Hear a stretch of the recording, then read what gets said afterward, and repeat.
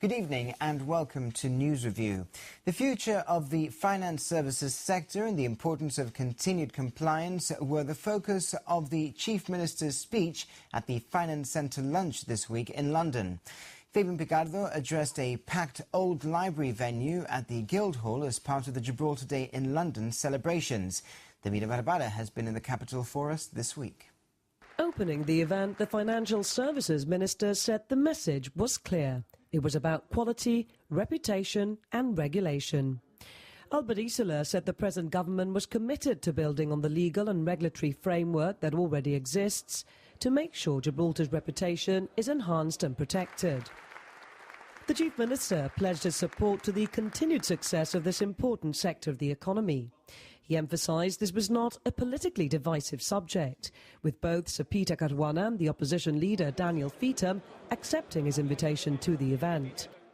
There was partnership and consensus locally too as to the shape, direction and form the sector is currently embarked on and should be taking in the future, with the Chief Minister saying this could be summed up by the culture of compliance that existed.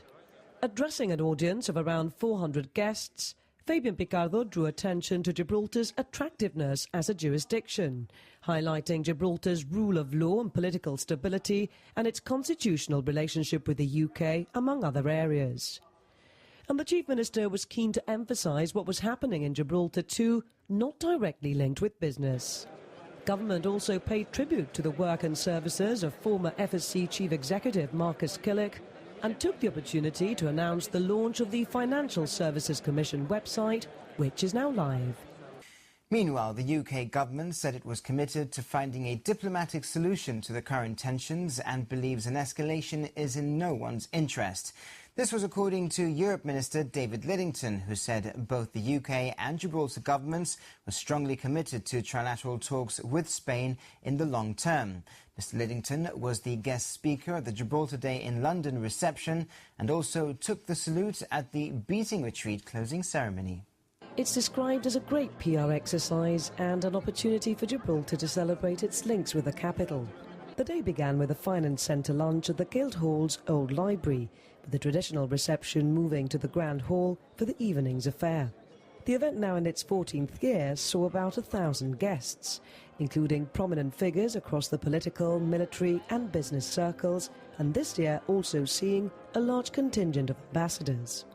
In his address, the Chief Minister highlighted the ROC's historical links with the UK, saying that Gibraltar has mattered for Britain in the past, and the support we've received this past year has demonstrated how Britain matters for Gibraltar now. I feel I can tell you confidently that this celebration of partnership between Gibraltar and the United Kingdom and the City of London is one that keeps growing in strength year on year, growing in stability year on year, and growing in mutual commitment year on year. Because the human, economic, cultural and political relationship between the people of Gibraltar and the people of the United Kingdom is stronger than it has ever been. And in that context, I know that any challenge that faces the people of Gibraltar in the coming years is one that we can see off together. Thank you very much indeed.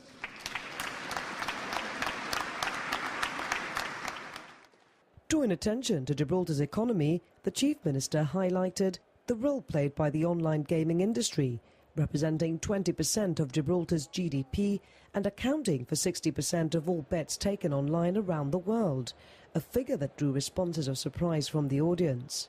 Tourism was another sector he was keen to promote, referring to the different cultural festivals and events recently on offer. For his part, the Europe Minister said the event proved to be a reminder of the clear ties that bind the UK, the city and Gibraltar. Gibraltar has already transformed itself into a thriving and successful economy to which this celebration this evening is testament. But with that renewed commitment to working together, we can build upon this progress, and Gibraltar can look forward with confidence to a prosperous future for all its people. David Lidington, who's been clear in his support of the ROC over the past year, reaffirmed the UK government's position. The people of Gibraltar have expressed their wish to remain British on many occasions. The government of the United Kingdom will respect that wish, and Gibraltarians will be British for as long as that is the wish of the people of Gibraltar themselves. Referring to the ad hoc talks, he said much had been said about the format, but both the UK and Gibraltar governments were strongly committed to trilateral talks with Spain in the long term when Spain is ready to participate in those talks again. And one of the most emblematic representations of Gibraltar's Britishness is the Royal Gibraltar Regiment. The regiment's band joined the bands of the Royal Engineers and London Scottish Pipes and Drums for a beating retreat. The sunset ceremony provided plenty of colour, cheer and musical entertainment, a fitting conclusion to a day of celebration. The Gibraltar government says it wants to work together with the UK rather than against them on gaming-related issues. This was the message from the Chief Minister following a working city breakfast with the industry as part of the Gibraltar Day in London celebrations, which is expected to become an annual event. The event provided the perfect platform to discuss the challenges and opportunities facing the gaming sector, with both the Chief Minister and the Finance Minister addressing the industry's professionals and service providers at Moorgate House. Referring to the current discussions with the UK on the proposed point of consumption tax and changes to the regulatory regime, Fabian Picardo said these talks enable Gibraltar to show the UK that they need to work with the ROC, not against it, to ensure that both sides achieve their objectives. The Chief Minister ruled out the Gibraltar government would be involved in any legal action against the UK. It is not impossible, and working in good faith and in partnership, and using the standards of regulation that Phil Blair has worked on and set, we may be able to achieve something that squares the circle for both jurisdictions. I'm certainly very confident that that is the case. I'm aware that the GBGA is wanting to form part of that work in partnership with the United Kingdom, which would play very well to the white paper approach of this Conservative and Liberal coalition government to the overseas territories generally. But I'm also aware that the GBGA has concerns about the way that some of the proposed regulations and legislations is being drafted. Of course, although the government of Gibraltar will not be in any way involved in legal action against Her Majesty's government of the United Kingdom, we keep a careful eye on what it is that we are advised by those who advise the GBGA may be the legal issues that arise. Focusing on the growth and development of the industry over the last 20 years, the Chief Minister said the most important attribute here was its reputation. Gibraltar does not only comply, he said, but also sets the standards in regulation, something that other markets should aspire to. Gibraltar does not believe in anything other than a culture of compliance with international rules and regulations. Therefore, in the European Union, there are now no directives pending transposition in Gibraltar. Whether they deal with financial services issues or they deal with rivers, Michael Yamas, QC, the Chief Legal Officer of the government who is with us also today, has been responsible for ensuring that Gibraltar is entirely up to date with all requirements of the EU in terms of transposition of European Union directives. And he described the issue of online gaming as a bipartisan one locally.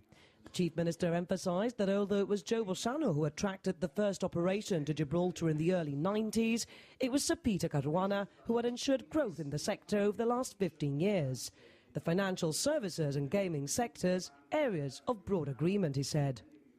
For his part, Finance Minister Albert Isola said the breakfast offered a rare opportunity for those in the industry to meet. He described online gambling in Gibraltar as a huge success story and as a contentious and politically sensitive issue. Mr. Isola said this has been the reason Gibraltar had taken a particularly cautious and conservative approach to who it allows to operate under its licensing regime, playing it safe. He referred to the year ahead as a challenging one, but said he was confident that the Gibraltar package is a powerful one that works well in a delicate environment. The jury in the Marache trial this week heard evidence from Jim Magna, CEO of online gaming company Sports Interaction. The locally resident high net worth individual is considered to be a key witness as the prosecution maintains he lost many millions of pounds as a result of his dealings with the former law firm. The Marache case involves some £40 million in missing funds and loans from local banks. Of that, a significant amount is claimed by Jim Magna, CEO of online gaming company Sports Interaction.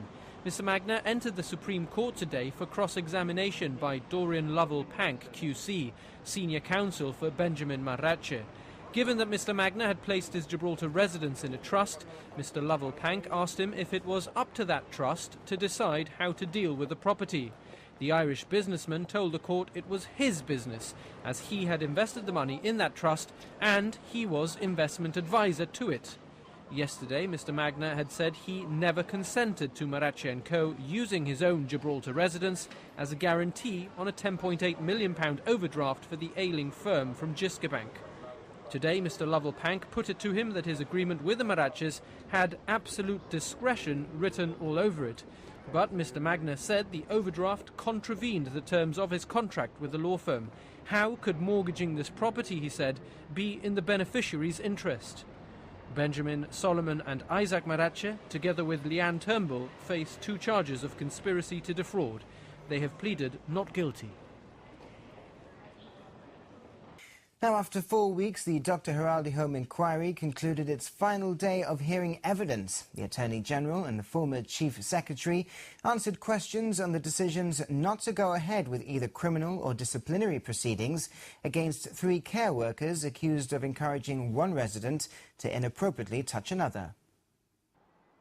Around 60 witnesses have given oral evidence over the course of the inquiry, which yesterday heard from officers of the Royal Gibraltar Police about the 2005 investigation of allegations of abuse against 3 care workers. Today, the Attorney General, Ricky Roda, QC, answered questions from Inquiry Counsel Robert Engelhardt, QC, as to the advice he'd given the RGP not to prosecute due to insufficient evidence, albeit with regret.